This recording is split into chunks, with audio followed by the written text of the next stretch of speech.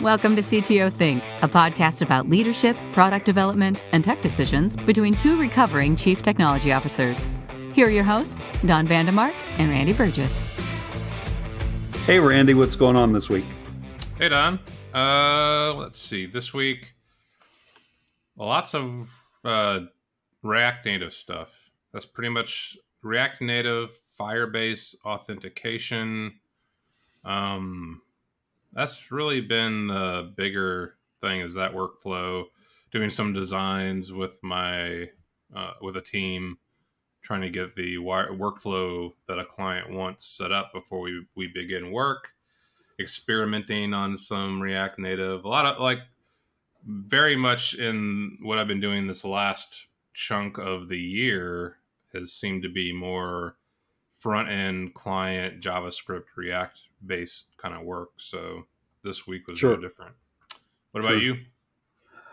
More the same, working through a couple different projects, picking up a little bit more of the load on construction specialties while the other owners are away for a few weeks. So taking on a little bit more of the load, but that's all good. So this week, what I wanted to try and talk about a little, it was brought to mind by an example I'll go into later, is the reliance these days upon third parties for software, for systems, for hosting, and how, as a technology leader, how much do you vet the third party? How much do you vet the software? How do you vet the third party and the software itself? Sure.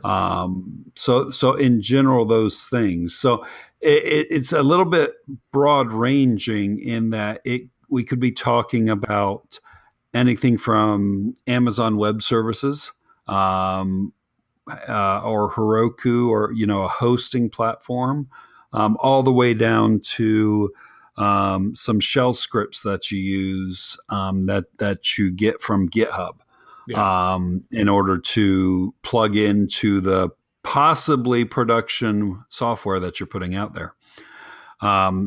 So I'll start with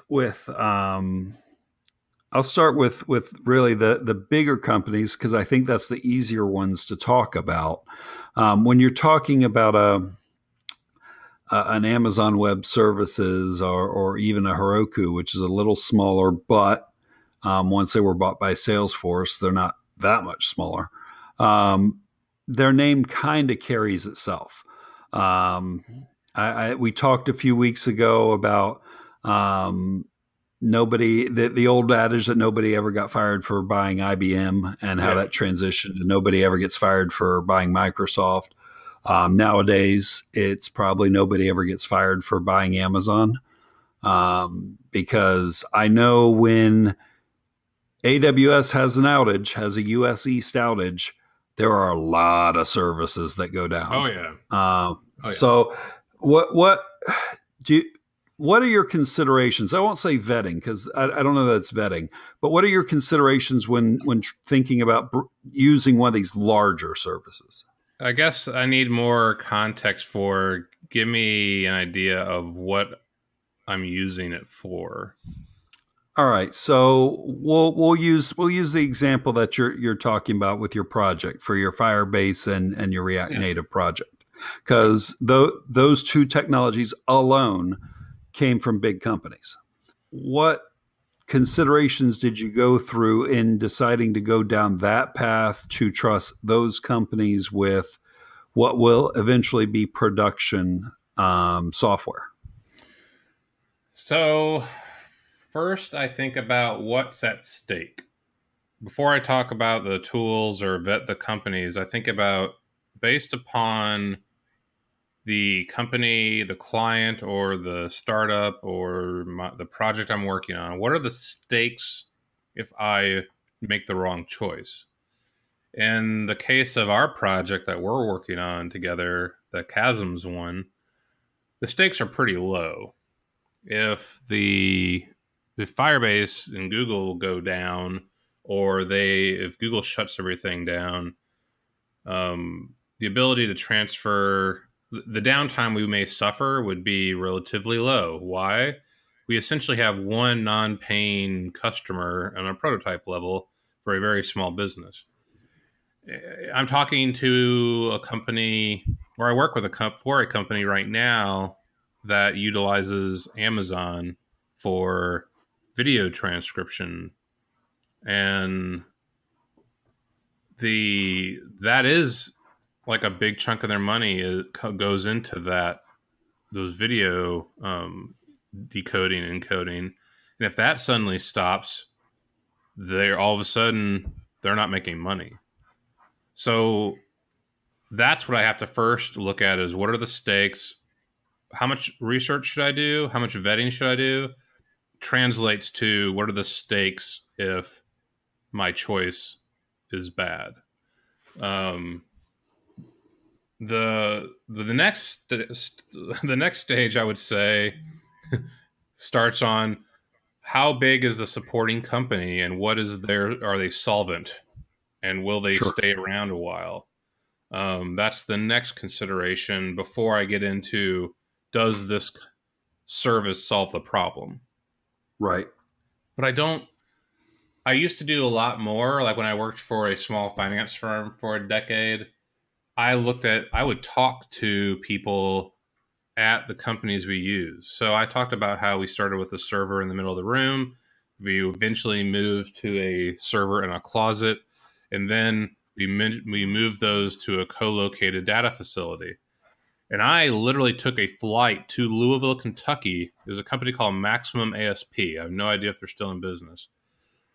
And I went to their co-location facility to look at it, to see how they did it, like how they kept things working correctly. I don't think anybody does that with Amazon.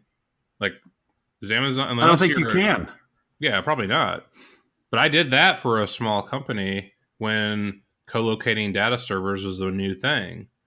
Nowadays, it's such a commodity, and I feel like the business has matured so much. I can't imagine I would go to a co-location facility to look at it. Now, I would say I make that determination for two reasons. One, in Chicago, there was a co-location facility, and they had their servers sitting below the cafeteria for the company that was on the floor above them. They were on like the second floor, and there was a company on the third floor that had a kitchen sitting above their servers, which was like, oh, you have water in pipes sitting right above your server farm. Right. And I remember walking through there, and they told me the story about the leak. I'm like, why didn't you move the servers now? Like, you put them back. They're like, oh, well, they fixed the pipe. I was like, you're not getting my business for sure. But I never forgot that walkthrough I did. That was more of a meetup that I just happened. They're like, hey, do you want to see a tour of our really cool hardware? I'm like, sure. But I did that in Tampa. I was in Tampa we were using a service provider for website hosting for this financial firm, and they were going to show us the server farm that was located on the 40th floor of a Tampa Bay high rise, which there aren't a lot in Tampa that I remember. Right. And I was like, so where's the bathroom for the floor above this one? Because I saw these pipes running along the wall that seemed like plumbing stack. And they're like, oh, I think that's the bathroom. I'm like, why is the server right under that water source? And they're like, I don't know, it's a high rise. Why do you care? And I'm like, water is water, and you're below it. Gravity and water are not two good things. So you're asking me about rewinding the story all the way back to the choice of Firebase and what I vet. When I looked at Firebase and Google for our project, I just don't think much about it. I'm assuming that Google isn't doing stupid things like that because there's too much risk for them to lose that data on behalf of clients. Because in theory, they don't really know what clients are on which servers because they just are at a scale of this is all commingled and mixed. And I'm assuming that they're using facilities that don't have that same kind of ignorance that I saw in Tampa and that I saw in that Chicago place. And that's how I do it now, I guess. Right. And I would say we talked last time about certifications and security certifications and things like that. Though nowadays, and it was a little like that back then, but not as much. But nowadays, those companies do have to go through those certifications, and physical security and physical considerations are part of it. Now, I don't think there's a box on the certification form that says, "Is your server farm below a bathroom?" Or below a water source? But it should. Maybe it should. But it's certainly that's I think why we rely on those as well, is because we can infer quality based on the certifications. It's not a direct correlation. But we can infer it. We can infer that there are a series of checks they've had to go under in order to pass these various certifications and audits. Yeah. So I think that's and your story, that story is a great story about the type of vetting for those types of services. I'm going to give one more big company example, and then we'll dive a little bit more into the smaller stuff. Sure.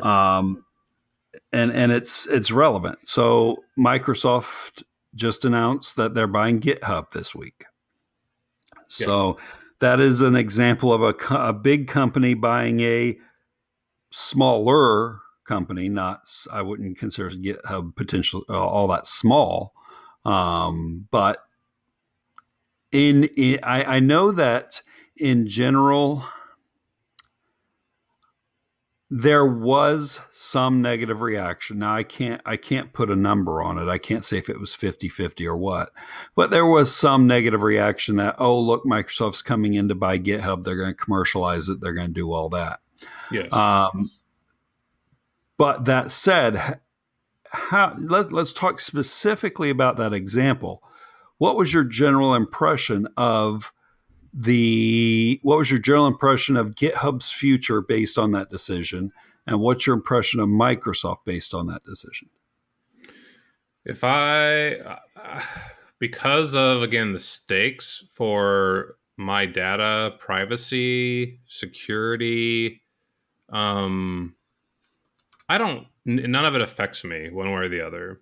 I have the complete assumption that for what my clients at their scale and whatever the terms of service, which of course I have not read in depth for GitHub, the stakes are not enough that it's worth my time to do a legal analysis on the GitHub terms of service or the Microsoft terms of service to know that I am at a significant change. I can't imagine my assumption, which could be ignorant, but is that there's nothing that GitHub or Microsoft will do that exposes my data to a risk or risk that they will assume control or ownership of it.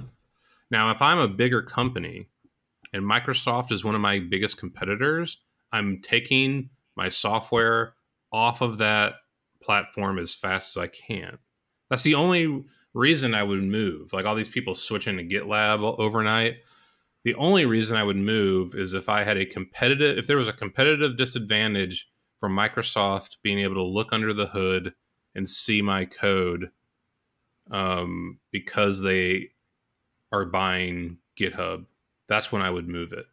In terms of, does it change do I see a risk with overnight they'll shut down GitHub and I'll lose code? No.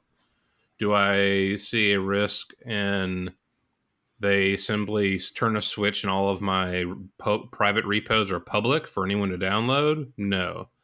Do I foresee a drop in quality or a change in price overnight that I can't respond to? No.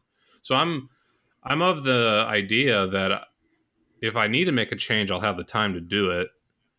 And I just don't see why Microsoft, in the way they've been acting recently, I don't foresee a risk that's generated by their move to do this. If Steve Ballmer was still in charge of Microsoft, I would be having a different story, because I feel like he was one of the most anti-developer. I put his attitude towards software as the reason why Microsoft dipped, and why they went down this path that seemed to be anti-progressive when the rest of the world was going on another path. Right. And once he was out of the picture, it was not very long before we started to see a different Microsoft that now looks like a good custodian of open source and development environment that is positive for the industry. And I know it's not just him, but that's where you can definitely see a divide between the two. The contrast is right there when he left leadership and how Microsoft approached the industry. The only example I'll give you of a company that before Microsoft, they were using GitHub, but they refused to use GitHub to store their company code up in the cloud on GitHub. And it was probably an attorney's risk assessment, or the CTO at the time could not fathom pushing code out there. And so they were using something called GitHub Enterprise, which was kind of like they had their own server farm somewhere else with a version of GitHub that they, I guess, paid a license fee for, but it sat on their own servers. And so the code was essentially all on their side. Like, I could see a company that was that paranoid in the first place. I don't want to say paranoid. That sounds like unreasonable. A firm with that level of risk concern for utilizing GitHub in their own server farm environment, I can't imagine that they would look at the Microsoft acquisition as necessarily something they would like. Just because it introduces a whole other set of what happened, like who has control of things now. But right. I mean, the same firm had .NET as their code base, and everyone on the engineering team was using Windows XP or whatever was in between there and now. And I don't like paid for Microsoft products. I just don't. Yeah, I personally, I just didn't see an issue with it based on the way Microsoft has been run in the past 3 or 4 years. Sure. So your take is a really good executive, tech executive way of looking at it, and just from an Aspire EDU standpoint, where our code is on GitHub, it's in a private repository, but it's on GitHub. If Microsoft were all of a sudden to get into educational analytics, would we look at pulling it off? Maybe. That's a possibility. I think it's a risk mitigation. What's the likelihood they're actually going to go so far as to hunt down our code and then make the unethical decision to look at the code? And it's a risk mitigation factor. Overall, I view as more of a from more of just a technical standpoint, I view the whole thing as positive. Well, on that point, let me just interject. Yeah. Here. The risk that you have of Microsoft as a company systematically going into repos of competitors to look at their code is almost nil. Right. I cannot fathom that there would be a from top to bottom strategy that would send out people or tools to analyze identified competitors in their code that's on GitHub.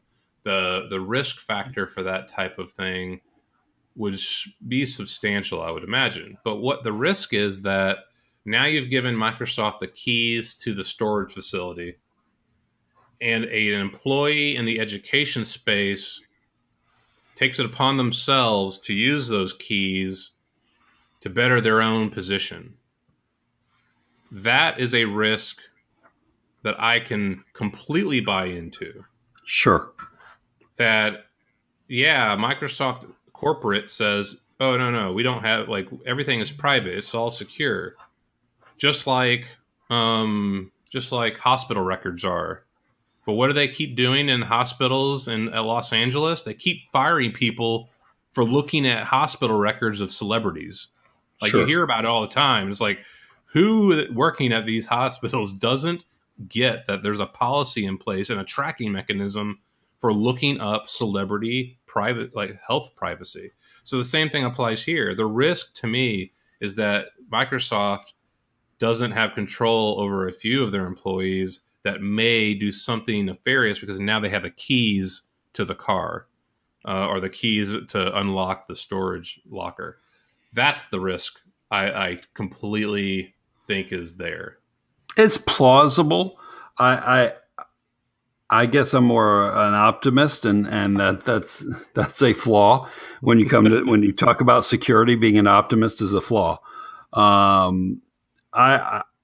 In that I would think that there are better controls in place, but you never know. So it's something to evaluate if that ever happens, and if Microsoft ever enters that space.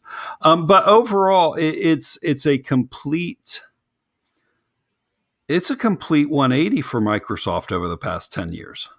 So it's I have had a on and off again relationship with Microsoft. I was never a .NET developer like you were. Yeah. But I go back to Windows 3.3 for work groups days doing support for that. So I was all on board with everything they were doing. I love the Office software and that attitude that you described, the anti-developer attitude is certainly what drove me away. And I think they've completely reversed that. I won't say that this purchase of GitHub is an expression of their love for the development community. I think it's a strategic decision. Yeah. But I do also think that strategic decision is how can we help developers? When you and I were talking about this on Slack, when it happened, I think my quote was Microsoft is going to take over the world again. And I think, and I mean it. And the difference this time is they're going to take over the world with the help of developers. Well, I think what's different this time is there are at least 2 or 3 legitimate competitors that they can't topple. They're not going to knock Google out of the picture. No, there are absolutely competitors or Microsoft did not have a competitor. No, you're absolutely correct. There was nobody else in the space. In the technical space, there was nobody else for a while. Oracle came around. They both did slightly different, fairly different things. But now you're getting to where all these companies are starting to do all the things at the same scale. You've got Microsoft with Azure doing servers and they're doing search and ads and all that. You've got Amazon doing the same. You got Google doing the same, so on and so forth. So you're right. The competitive landscape has changed. And their approach to this new competitive landscape is let's go enlist the help of the developers. Which I mean, we have to tip our caps. He may be a jerk, but Linus Torvalds was the saving grace of the monopoly that Microsoft was. Like I still go back Oh, to for sure. providing Linux as a tool that everyone could build upon led to a fork that prevented Microsoft from getting stronger. Along with the help of Steve Ballmer, again, I'll bust on Ballmer all day, but his attitude protected us from having Microsoft domination. And let's clarify your point about Linux real quick, because it's important to draw the distinction. I think it may be obvious to everyone, but there's a very clear distinction between Linux on the server and Linux on the desktop. Linux on the server is exactly what you're talking about. Without its existence, there may have been something else that filled that void. But that's exactly what kept Microsoft from really being able to control everything. Linux on the desktop is still it's there. And the good thing is that OS X is now a lot more like it. So when Apple went that direction, that helped. And even Windows 10 now you can run it within Windows 10. So, but I'm talking about the full attitude around open source. Okay, like, good. Once you took an operating system that was the core of everything. I mean, at the time, Windows NT, Windows XP, everything that every application was running on needed a server or something to be like the foundation. And Linux on the server side legitimized the idea of open source as profitable, a quality way of doing business, so that promoted all of the application development. And that was in the Ruby, JavaScript, all the other languages that were based upon the open source movement, because someone proved this can be done as an alternative to this commercially licensed proprietary way. Yeah, so that's absolutely the right angle to go down. That if it were not for that, I would not have kept my technical chops up. Yeah. Because at the time, this would have been, I don't know, around 2000, maybe a little before. I was looking to do some development on the side. I had no desire to buy the MSDN license and get that, the big CD pack with all the tools and everything on it. Yeah. So I fought like crazy against paying for anything and finding available things. And I built a system on all the open source things that were available. So you're absolutely correct that open source kept that from happening. So we've diverted a little. We went down that road, but that's okay. I think it was important to hit that. Because that's going to really segue into the next part, which is we've talked about big companies. Let's talk about little ones. Let's talk about all the little utilities, all the little tools. So I'm going to put you on the spot because I think you can explain it better than I can, but we'll give it a shot. And let's real quick talk about the JavaScript ecosystem. Yeah. And the numerous, and numerous is not a big enough word, the numerous dependencies that any significant JavaScript application has, and how many different tendrils and different little scripts that each script might load. So talk about real quick the JavaScript ecosystem and how that all works. So the best way to say it is that the reality right now of JavaScript is utilizing a service called Node Package Manager, NPM. And so if you want to do, let's say you want to set up a React application from scratch. You will utilize npm to pull down the React library, which is pretty much a large collection of other libraries, which then have their own dependencies. And so it's basically a collection of thousands of functions to get work done. And people basically put all these pieces together like a puzzle, and then they write up a little manifest that says, hey, my library that I wrote, my library takes in some text and spits out a result for you without you having to do that work yourself.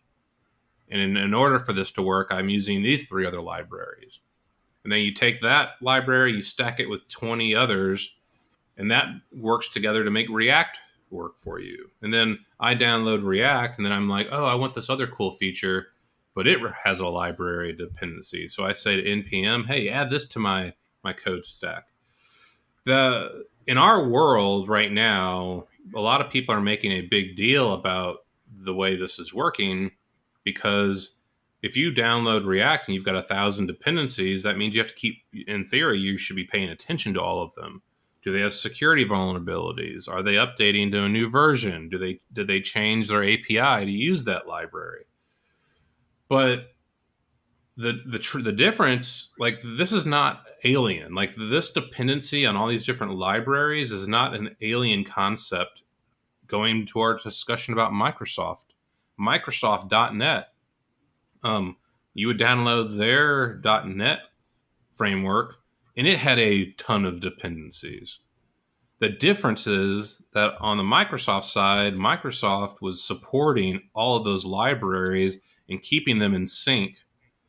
And on the open source side, I don't know who's in charge of what. I don't know if anyone's keeping up to date with this stuff. And if they are, they're not getting paid to do it. Right. There's a much different motivation on the developer side of keeping these things in line. So the concept of all these dependencies, thousands, is not new, and it won't go away. That's how software is built. But the difference in the open source world is that the maintenance and consistency that you get is a much different ballgame than what a proprietary Java, Microsoft-based, any of these frameworks that are proprietary or have a license that basically you don't get to use this unless you pay us for it. That's the big difference. So let's go down that rabbit hole a bit, and let's bring up a couple examples real quick. So back in 2016, there was an incident where a very basic library called LeftPad was unpublished from npm. And because of the stacked nature of the JavaScript dependencies, that ended up breaking a large number of builds, because no longer could somebody push their code to a remote server and say, okay, go grab all the libraries you need, because one of the very basic dependencies was missing. But let's talk about LeftPad so that people understand the significance of it. Yeah. LeftPad was simply a function, if I remember, that put spaces before letters so you could line things up on a justified right margin. Correct. That's all it did. And you'd say, like, why would someone build a library of great importance and then bring in LeftPad to do what seems pretty simple? And the answer is that developers are lazy and want to get stuff done fast. And if someone has written that library for you that just says, all you got to do is say LeftPad this text and it will do it for you, you're like, oh, that's easy. I just took what would have taken me, it could take you 3 to 4 hours to do that right with all the different edge cases. Instead, I'm just downloaded it in 5 seconds and then boom, I'm good to go. I don't have to do anything else. That's the mindset of a framework builder, and For why sure. LeftPad was even in the position it was in. For sure. So continue. And this is not to disparage why LeftPad was unpublished. I'm not taking sides on either on the story. It was more an example of what happened. Yeah.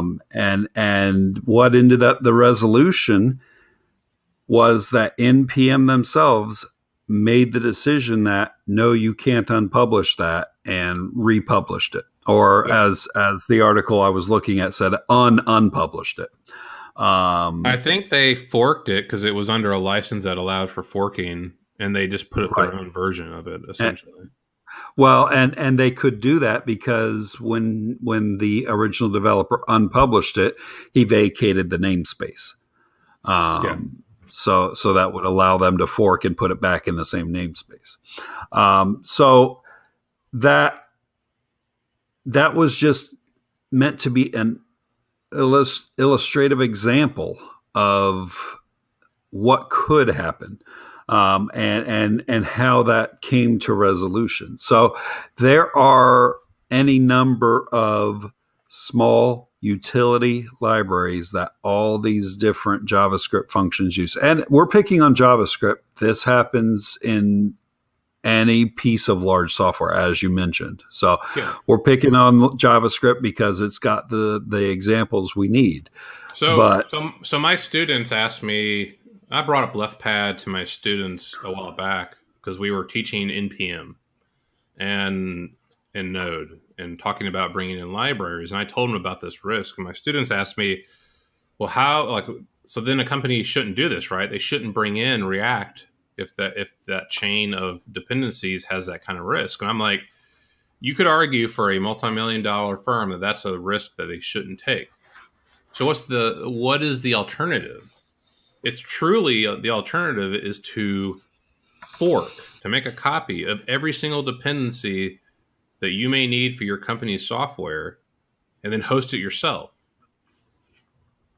That is the quickest answer to, hey, we want to keep using React.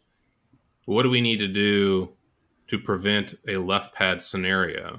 Yeah, without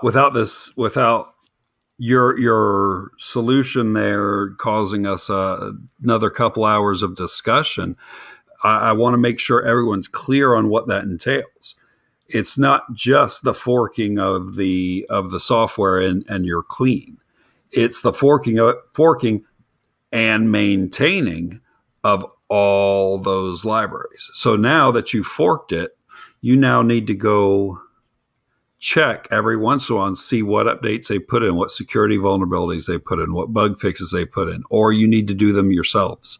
Mm-hmm. You are taking on a large labor burden by doing that. So that's why I don't know anybody that does it. It may be the least risky answer, but it is certainly a cost-heavy answer. Yeah, I mean, the only way to mitigate that to some extent is to fork it and then track it. Track the repo of the source for their changes, and then, but there's still, like you said, a work, effort, labor component that has to monitor, test, and download the maintenance on each of those dependencies if you take them on as for your own copy.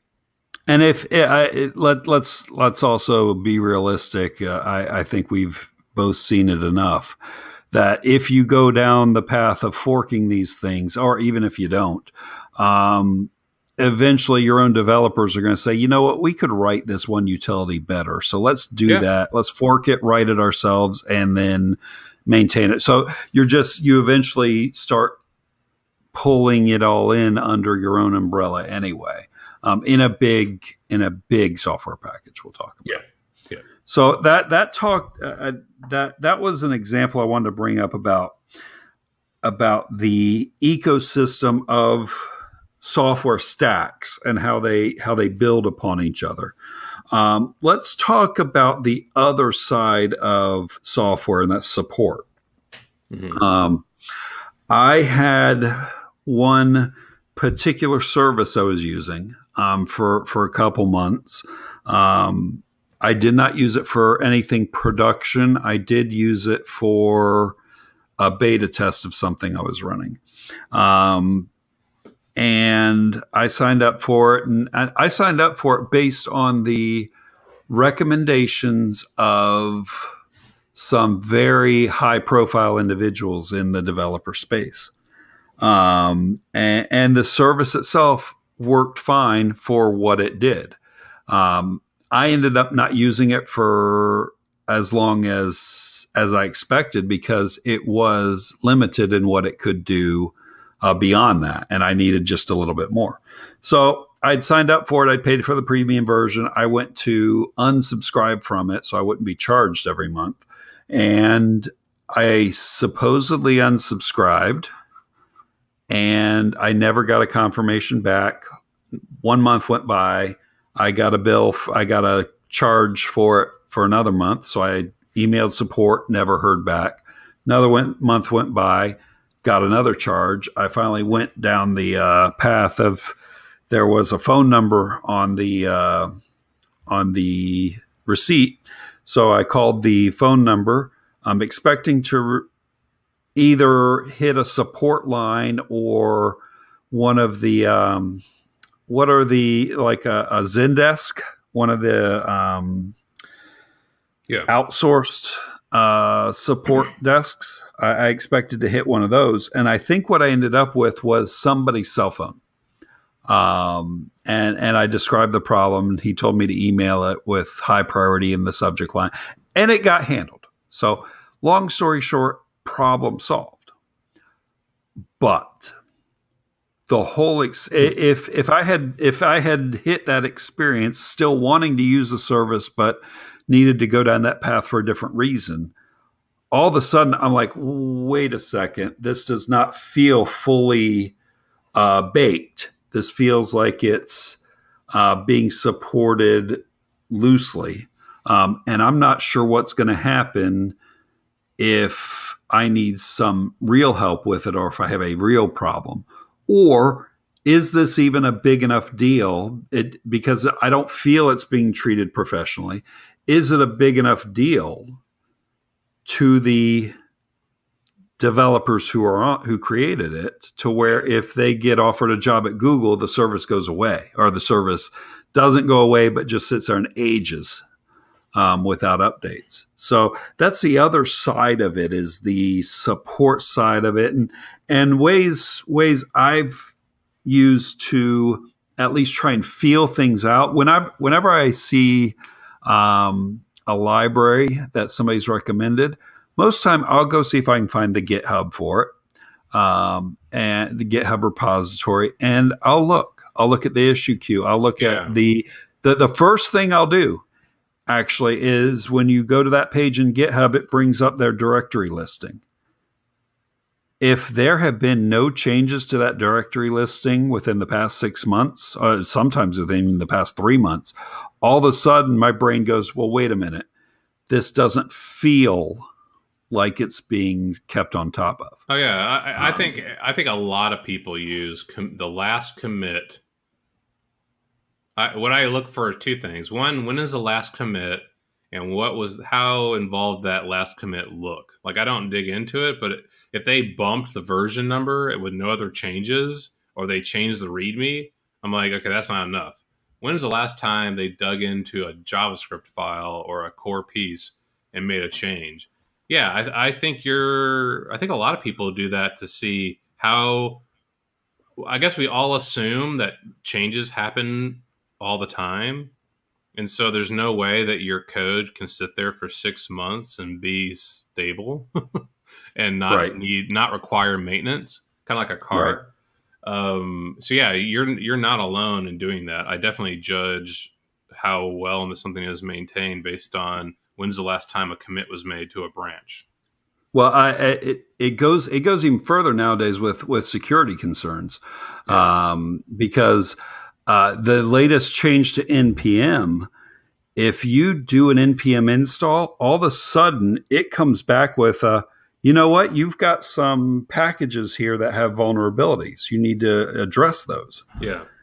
And that was a huge change, because we're used to do an npm install, pulling in the latest or whatever version number we needed.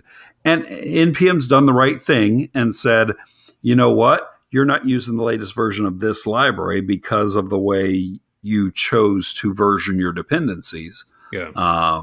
And we're getting a little technical, but that it's certainly something to look at is, are you sure the software is being maintained? And that was very eye-opening to me when I ran into that last night.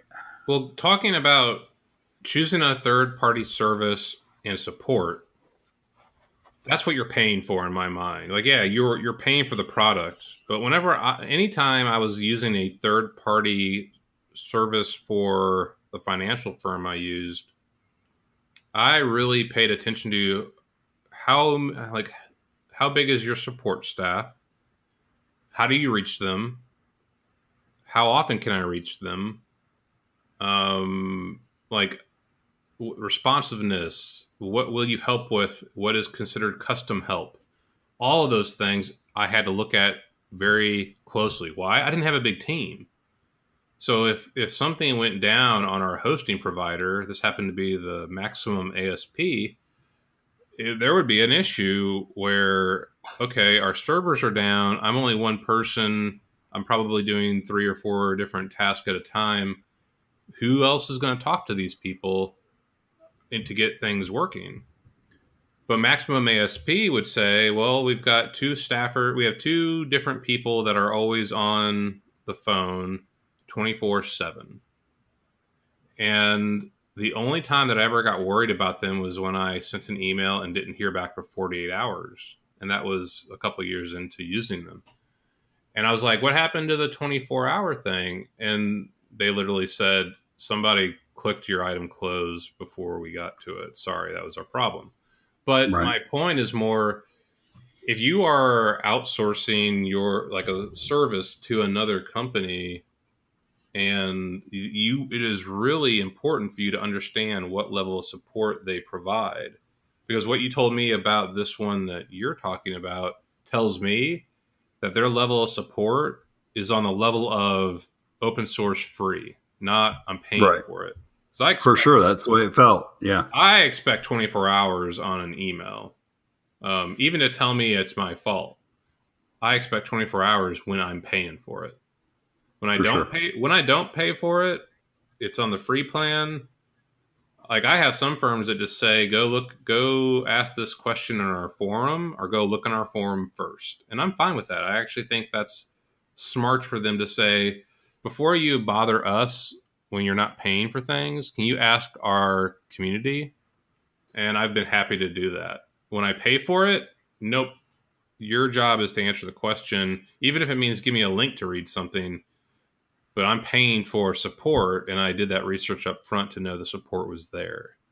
So I definitely look, when using any third-party service, I look at all those different aspects of support. The one that I always look past back in the day has always been Google. I use Google Gmail. I use Google Calendar, Google Apps for domains, whatever they call it now. And I don't expect much support at all. I can't remember the last time I sent Google an actual request ticket or a trouble issue ever, because I just don't expect them to ever answer anything. On Firebase, which we will be paying for, right now I don't even know what others. I know the support mechanisms that I've seen do get some responses, but one of them's on Stack Overflow, so that's a roll of the dice. The other one is Google Groups for Firebase, which seems to get responses, but it doesn't always for people. I don't know if there's a direct support line to be like, hey, I have a problem on a Firebase issue. But again, I feel like the Firebase side of things has more support, but that I'm probably remiss in thinking that it's as significantly better for $25 a month. I don't think that's going to move the needle for Google. Yeah, and that's a really good point. I tell you, any time that I have never had, and this is unrelated to Firebase, but related to Google Groups for support. Any time I struggle to recall a time when I've searched for something, found a link to a Google group, and it being helpful. Usually any answer I found has been elsewhere. I don't know that I've found many scenarios where Google Groups has been helpful. You've been a little bit deeper in the ecosystem these past few weeks with Firebase, so you may have a slightly better experience. It's hit or miss because there's no moderation in the Google Groups. And so we've talked about the negativity of Stack Overflow, how their moderators can scare people off or be a negative influence for the community. But you could also turn around and say, well, there is a level of quality to Stack Overflow answers that is different, that is higher quality than Google Groups. It's a debate either way, I think. Right. That's the difference is Firebase answers on Stack Overflow. I mean, Google has, like we talked about this on This Old App, Google Firebase has a person that answers questions related to Firebase. That's how they hired the person, and that's what that person still does. They still show up and answer Firebase questions. Now, I have a Firebase pending question right now that's gone about 24 hours, and no one has answered it. I'm curious to see if it does get answered, but that's the kind of, like, it's a roll of dice until there's a mechanism to pay for the service and then expect something back. Right. And Google Groups is definitely a roll. It's a bigger gamble. I would not bet any support dependency on a Google Group thread or a forum as a matter of experience, just like you said. It certainly feels like a last resort. Yeah. Sometimes. So I think that brings it full circle. I think we've talked about the big, the small, all the pieces involved. I think the takeaway is, as a tech executive, make sure you have an eyeball on all the dependencies. And I don't necessarily mean go vet every basic library that is a dependency for the other libraries you're using. I'm saying be aware that you have them, and start considering the risk involved in staying there or pursuing some of the alternatives we have. Go ahead. Well, I think what I would say is, again, tell me what your stakes are. If your business is dependent upon privacy of data, a large amount, like if you take the scenario, what's the worst that would happen on a open source React project or React Native or whatever? What would be some negative consequences of downloading the wrong package? I would say someone writes a library, they put in a bit of code that's malicious in that it reads, records, and copies data that a user inputs that may be private around hospital records, health records, financial records, passwords, and security.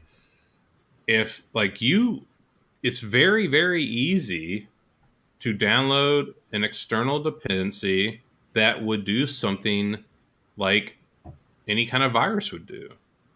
Like unless there's something protecting you or a scanner involved, it's very possible. Now, in theory, the open source community is protecting against that with groupthink or group decisions of that's a bad practice. That's why you get the NPM and vulnerability kind of thing. Like, people are starting to say, hey, we need better controls for quality and assurance. But I would say it's not realistic for you to look at all these libraries. I'd say what happens if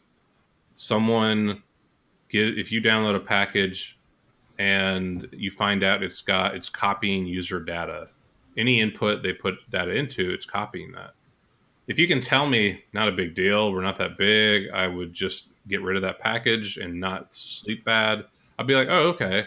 But if you would tell me, oh, that might devastate us, that might ruin us, then you're telling me that it is very much worth your while to inspect those packages, to inspect those libraries, and make sure there's not nefarious stuff going on.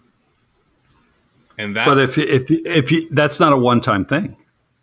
I don't care. That's part of your business. It's risk no, management. I'm not disagreeing. I'm making sure it's clear to everyone that's not a one-time thing. Oh no, I'm not saying it's easy. None of this. Yeah. The easiest thing is to not worry about it. But if you're any code you bring into your code base from an outside party is a point of risk, and you have to decide what are the stakes. What happens for sure if something exposes that code or data to other people that it shouldn't.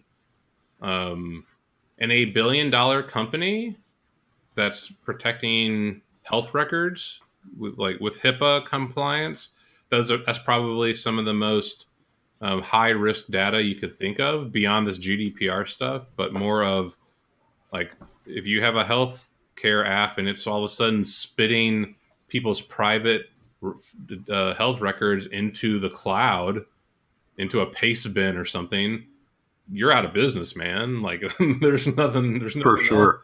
So that's my point is there are cases where I could understand a security team that does their job is to inspect that stuff. But you're a $1 billion firm. You can afford those types of mechanisms for the labor and what it takes to make sure that doesn't happen. And there are services, I believe, that will do that for you. Right. That will inspect NPM at a enterprise level for that kind of vulnerability. But I don't think they're cheap. And if there aren't, we need to go create one. We should, let's check that out before our listener hears us and goes, "That's a great idea." As we always say, ideas are cheap. Execution's almost everything. From the standpoint of, is this $1 million idea or would I like someone else to do it?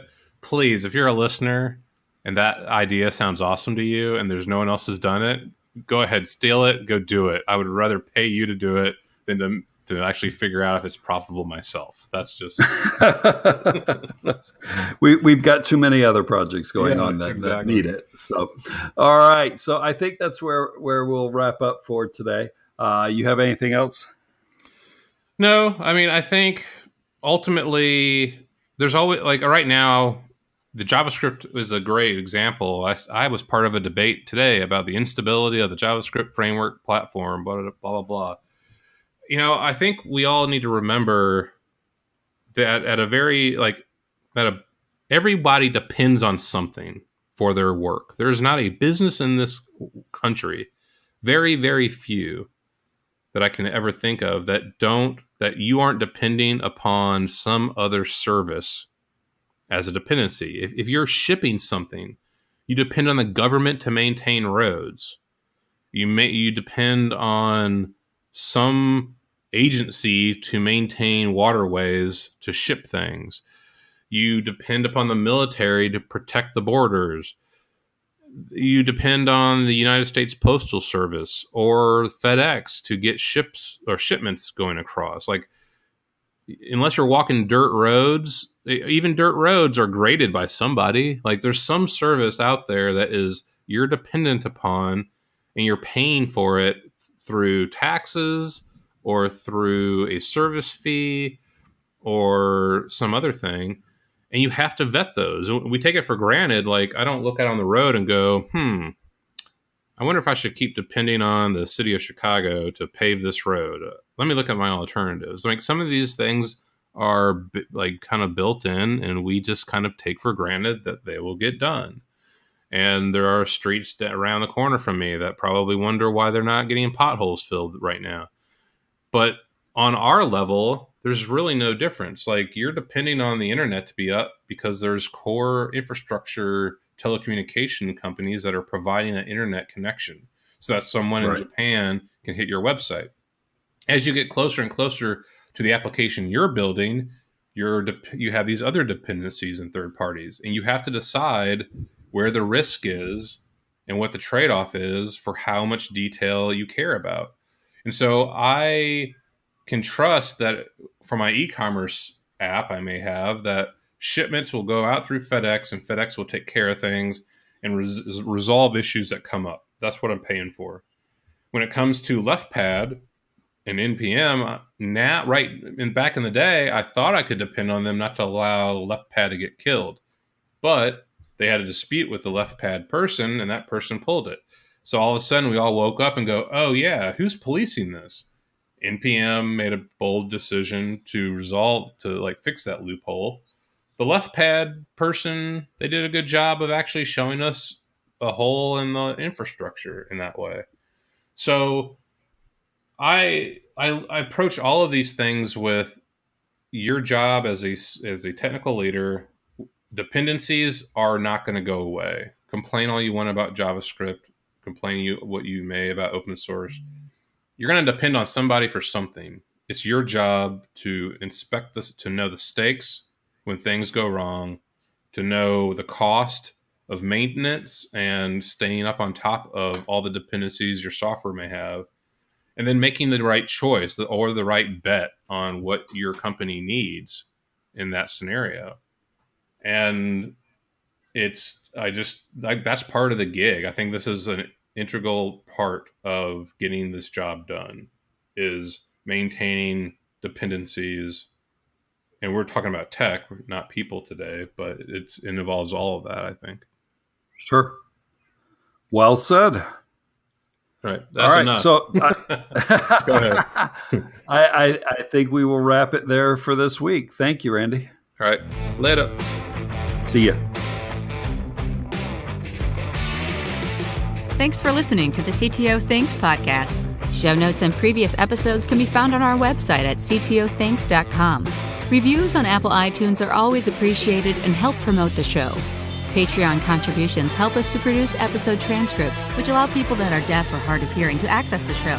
If you have feedback, ideas, or want to be a guest, please email us at hello@ctothink.com. Show music is Dumpster Dive by Mark Wallach, licensed by premiumbeat.com. Voiceover work by meganvoices.com.